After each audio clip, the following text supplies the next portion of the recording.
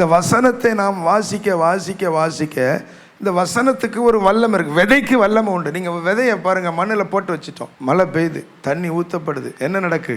அது பூமியை பிளந்து கொண்டு என்ன மண்ணுக்குள்ளேருந்து வெளியே வந்துடுது. இல்லை, கற்பாறையில் கூட அது கல்லை கூட மேலே தள்ளிட்டு வந்துடுமா. கல்லை கூட உடைச்சிட்டு வரக்கூடிய வல்லமை அந்த விதைக்கு இருக்கிறது. தேவனுடைய வார்த்தை உங்கள் வாழ்க்கையில் இருக்கிற எல்லா காரியத்தையும் உடைத்து அது மேலே எழும்பும். பாருங்க, நீங்கள் ஆசீர்வாதமாக இருப்பீங்க. ஆண்ட்ரூ ஓமக் லகுவான மாற்றம் என்கிற புஸ்தகத்தில் இதைத்தான் சொல்ற. நீ வாழ்க்கை ஆசீர்வாதமாக இருக்கணுமா, நீ ரொம்ப கஷ்டப்படாதப்பா, இந்த வசனத்தை நீ வாசிக்கிட்டே இருவோம், வாழ்க்கை ஆசீர்வாதமாக இருக்கும். அவர் 8 மணி நேரம்லாம் பைபிள் படிப்பாராம், 12 மணி நேரம் தொடர்ந்து பைபிள் படிப்பாராம், 18 மணி நேரம் தொடர்ந்து நான் பைபிள் படிச்சிருக்கேன்னு சொல்றார். இன்னைக்கு உலகத்தில் பெரிய ஊழியக்காரராக இருக்கிறார் இல்லையா? யாரெல்லாம் ஆசீர்வதிக்கப்படுகிறார்களோ அவர் வாழ்க்கையின் ரகசியம் இந்த வசனத்தை இதயத்தில் விதைப்பது. இந்த வேத புஸ்தகம் கர்த்தருடைய வார்த்தை பூமியில எப்படி வாழணும்னு சொல்லுது. ஏன்னா ஒரு நாள் பரலோக ராஜ்யத்துக்கு நீங்களும் நானும் வரணும்.